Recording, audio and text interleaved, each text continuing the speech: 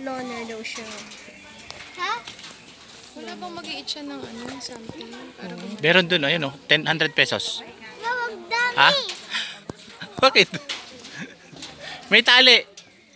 May tali yun. Ayun o, may gumagalaw dun o. So patayin na lahat, yun lang dalawa ang buhay. Actually, naghihintay sila ng pagkain.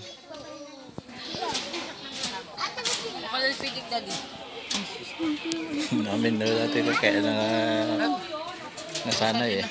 Usapin natin lahat, ang bagan tayo. Ha? Muna ko pag-baby.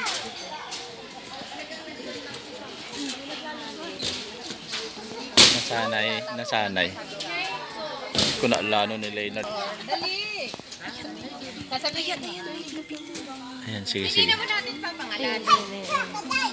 Ganyan lang naman eh. Antayan lang. Ay, inurayan lang, attorney. Tama makaano tayo. Terus agi na abay kamot kanyanan atap no ka. Kunyari. Kanya ko tang kagabi sa gasut lang. Ay, nakaabang na sila oh.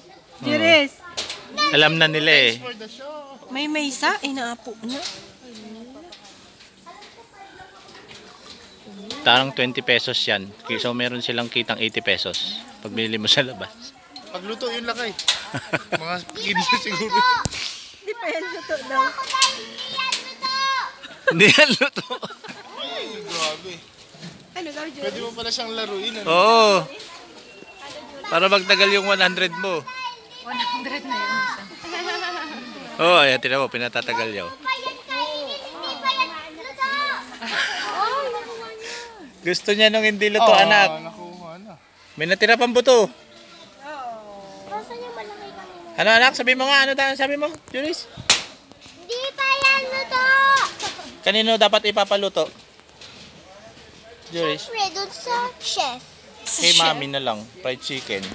Daddy ako din. Kaman lang sa gasot natin nila.